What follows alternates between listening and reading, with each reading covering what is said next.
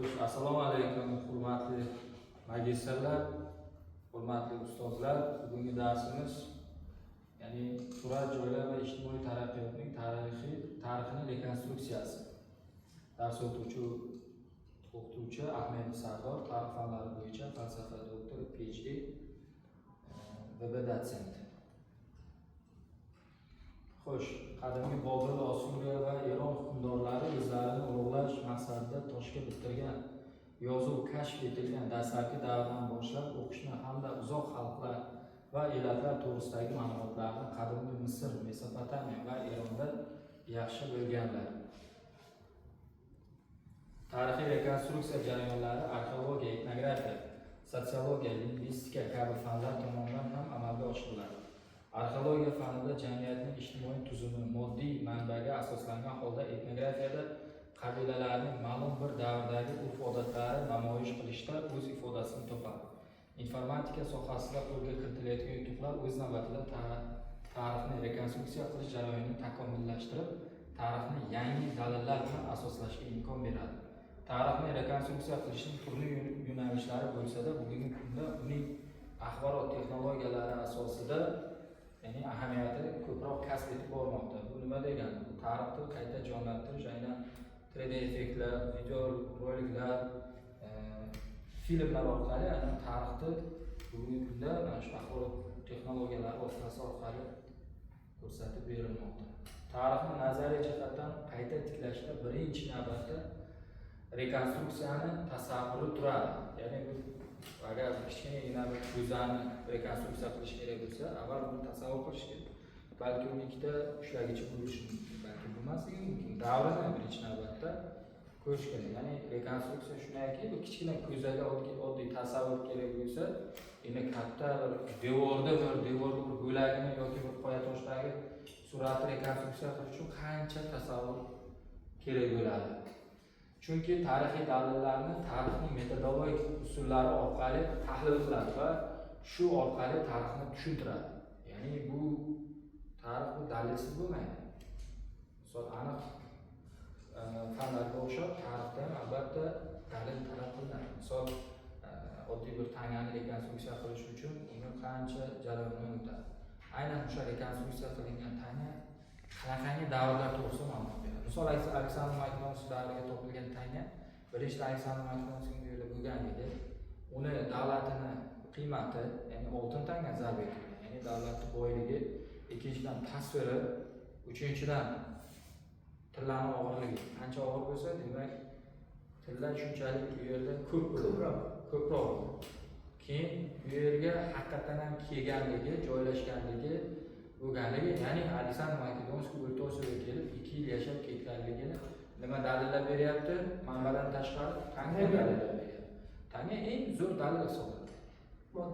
Moddiy dalillar ichiga eng zo'r. Lekin uni rekonstruksiyasi juda qiyin jarayonlardan biri. Shuning uchun ham dunyoda juda ham numismatiklar juda ham kamchilikni hosil qiladi. Bunda uning dunyoqarashi, bilim darajasi muhim o'rin tutadi. Rekonstruksiyada 3 faoliyat doirasida asosida davrlar asosida qilichbozlik, eng qadimgi davr jonli tarix, qadimgi davr maishiy hayot, urf-odatlari, ilk o'rta asrlar, bundan tashqari ovqat pishirish, musiqa, turli o'yinlar, ya'ni tarixda voqealarni tasvirlab berishga xizmat qiladi. G'orlar hisoblanadi. Ya'ni insonlarning hayotida birinchi o'rinda birinchi makon bu g'orlar. Ya'ni g'orlar bu tabiiy istehkomda. Nimaga tabiiy istehkom? Birinchidan bu hayvonlardan, ikkinchidan yomg'ir, qor, sel, boshqa holatlardan himoya qilgan. Keyin g'orning nimasi yaxshi? Uni orqa tarafi yopiq. Ya'ni orqadan bir tarafdan hujum bo'ladi, tepadan hujum bo'lmaydi, pastdan. Ya'ni bir tarafda o'rlab tursa bo'ladi. Hamma gulxan yoqsa tez tabiiy isiydigan hudud hisoblanadi. Va eng insonlar yashagan dastlabki davrlarga olib qaraydigan bo'lsak, tabiiy vosita bu qurilish texnologiyasi bunga ichiga kiradi. Tabiiy bu yashaydi ichiga. Ya'ni odamzodga katta mehnatni talab qilmaydi. Bu teshik tosh olib o'zimizda Surxondaryodan topilgan teshik tosh bor, Astagi bor. Aynan teshik tosh boridan keyin topilgan. 8-9 yashar. Aynan Neandertal odami Germaniyaning Neandertal vodiyda birinchi marta topilgan, ikkinchisi o'zimiz. Ya'ni bu o'sha bizni hududimizda yashab kelgan odamlar naqadar qadimdan yashab kelayotganligini dalil. O'rta Osiyo, Markaziy Osiyo, balki Osiyodan eng qadimgi manzilgohlardan biri ekanligini aynan mana shu hudud isbotlab ko'rsatib beradi. Xo'sh, eng qadimgi odamlar avval tabiiy g'orlar, daraxt, qovaklar, qoyatosh panohlarida yashaganlar. Ular sovuqdan, yirtqich hayvonlardan va yomg'irlardan himoyalanish uchun shu joylarni tanlaganlar. Insoniyat tarixining ibtidoiy bosqichida yashagan eng qadimgi odamlar o'z faoliyatlarini tabiiy muhit bilan chambarchas bog'liq holda kechirganlar. Bu nima degani? Tabiiy muhit degani. Bu degani g'orning ichiga issiq bo'lsa issiq, sovuq bo'lsa sovuq, issiqda salqin, sovuqda issiq, ya'ni tabiiy istehkom. Ya'ni tabiat bilan birgalikda. Hozirgida sun'iy isitish, sun'iy sug'orish texnologiyalari hali joriy qilinmagan vaqtda.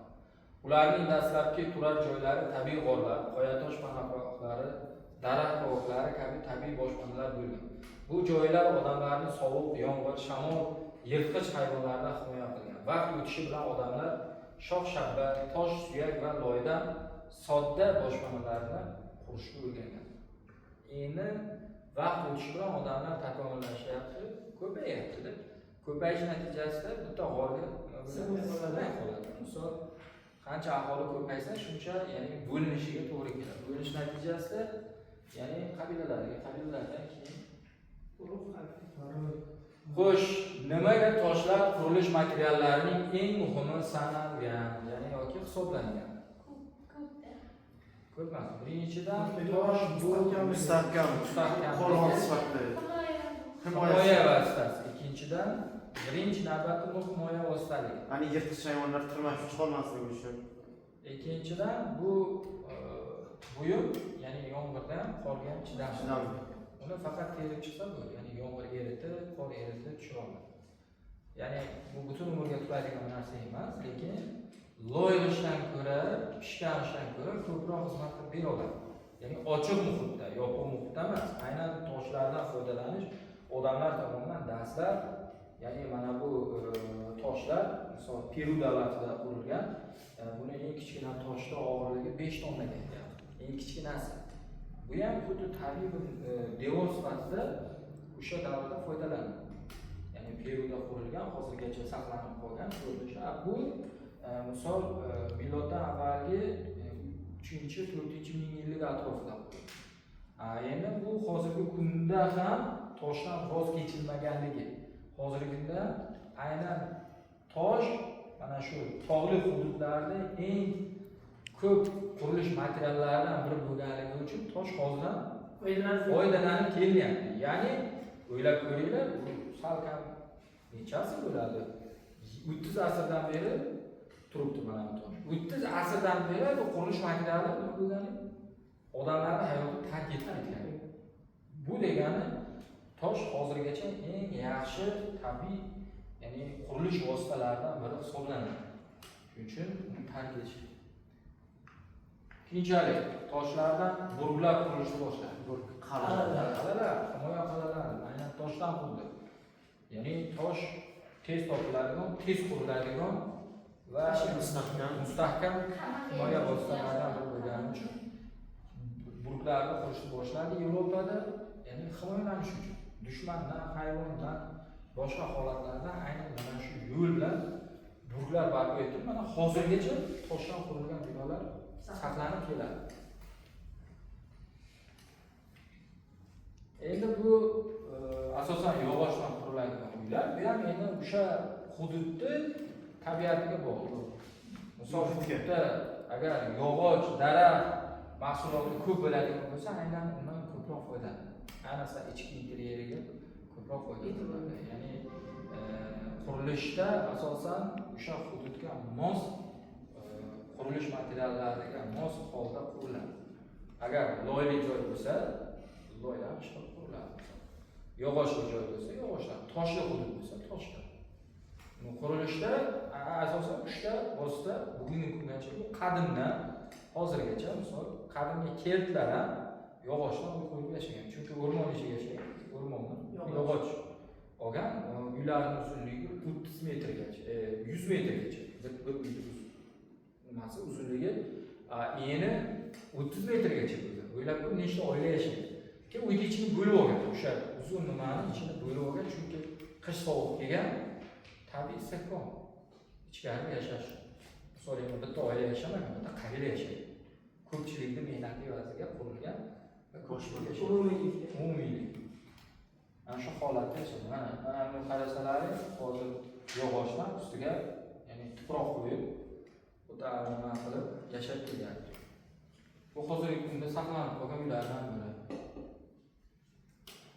Turar joy, yashash maskani, boshpana joy, uy-joy binolari, oila istiqomat qiladigan uy, oilaning maishiy hayoti o'tadigan muhit, turar joy, ibtidoiy davrdayoq taom tayyorlash, libos kiyish qatorida paydo bo'lgan.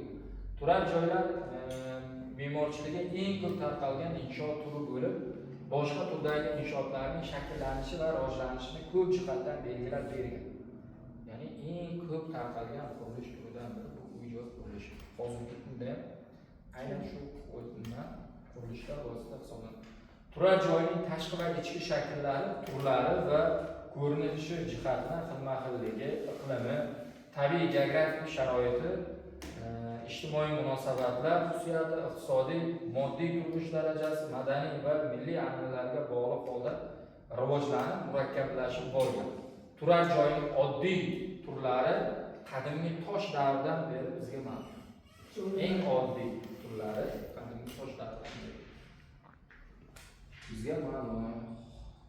Xo'sh, mana bu o'rta asrlar davrida toshli ichlar tabiiy o'zida hisoblanib, o'zlari odamlar uy qurib tarashlangan, o'sha ishlov berilgan, ya'ni ikkita toshlar orasiga uy qurgan. O'rta asrlarda o'rta, ya'ni ikkita katta xasak toshlar orasiga himoya vositasi. Bu hozirgi davr, o'zimizda. Hozirgi kunda foydalanib kelinadigan, ya'ni toshdan barpo etilgan uy. Bu degani, ya'ni hududga nisbatan berilgan, orqasi tog'li hudud, ya'ni toshga boy hudud bo'lgani uchun, ya'ni o'sha yerda material, qurilish materialiga boy hudud bo'lgani uchun aynan shu. Mana bu yerga misol loydan qurilyapti. Qaysidir qismini uyda loydan, lekin asosiy qismini toshdan qurilishni afzalliklari birinchidan yovvoyi hayvonlarni tirmashib chiqolmaslik. Eng yaxshi bir asos. Misol devorlar ham toshdan qurilishi bu hayvonlarning panjasini bozishi boshqa. Hatto toshdan qurilgan devorlar ilon ham yurolmaydi. Chunki ilonni harakatdan nimasini to'sadi. Ya'ni bu turli burchaklardan iborat bo'lgani uchun bu yurishiga xalaqit beradi. Xo'sh, yana bir turar joy. O'tov, ko'chma uy, yarim ko'chmanchi xalqlarning asosiy turar joyi hisoblanadi. Asosan yog'ochdan, konusmon shaklida yasaladi. Aylana shaklidagi panjara devorlari va tepa qismidan iborat. Tarixiy manbalarga ko'ra, ko'chma uylar Markaziy Osiyo va Osiyoning boshqa hududlariga tarqalgan. Xo'sh, mana bu, ya'ni o'tov hammamizga ma'lum. Lekin o'tov bizda O'zbekiston hududida yashaydigan xalqlar yarim ko'chmanchi xalqlar yashaydi. Bizlarda ko'chmanchilar bo'lmagan. Bo'lsa, u ancha tarixga bog'liq qadar. Misol bizda hududdan O'zbekistonning shimoliy hududlari, Qozog'iston hududlari, Sibir hududlaridagi aholi asosan ko'chmanchi. Ya'ni ular doimiy ko'chmanchi. Doimiy yarim ko'chmanchini farqi, yarim ko'chmanchi bu mavsumga qarab yozga ko'chadi, bahorga ko'chib, qishga qaytib keladi. Doimiy ko'chmanchilar ular bir ko'chib ketadi, balki qaytib kelmasligi. Shu hududga umuman kelmasligi. Ya'ni bu o'tovni bilasizlar, terakdan yasaladi asosan materiali. Keyin uni yig'ishtirib olguncha, mana shu panjara shaklida turgan bo'lsa, ya'ni yoyib qo'ygan uni qilib yig'ishtirsa bo'ladi. Uning uchun o'rtasida mix ishlatilmaydi. Panjaraga. O'rtasiga nima ishlatiladi? Kim biladi? Ularning o'rtasiga yangi so'yilgan sigirni ichagidan foydalanadi. Ya'ni mana shu krestni mana shunday shaklga keltirish uchun o'rtasiga mixni o'rniga nimadan foydalanadi? Ichak bo'ylab qo'yiladi va u qotgandan keyin xuddi mixga o'xshab qattiq bo'lib qoladi. Ya'ni bitta o'toq, ikkita o'toq qurish uchun bitta sigirda so'yib, uni ichaklaridan foydalanish mumkin. Tabiiy, ya'ni chirib ketmaydi, misol mix qoqsang yorilib ketadi. Ikki marta namoyishchilikda zanglaydi. Lekin böyle yarim ko'chmanchi aholi uchun temir bu juda ham qimmat narsa. Va uni olib yurish, ko'tarib yurish mas'uliyati og'irlashadi. Va uni xizmat qilishi kamroq. Bu ko'proq xizmat qiladi. Yo'li mana shu. Xo'sh, tarixni rekonstruksiya qilish, qayta tiklash ma'lum bir tarixiy davr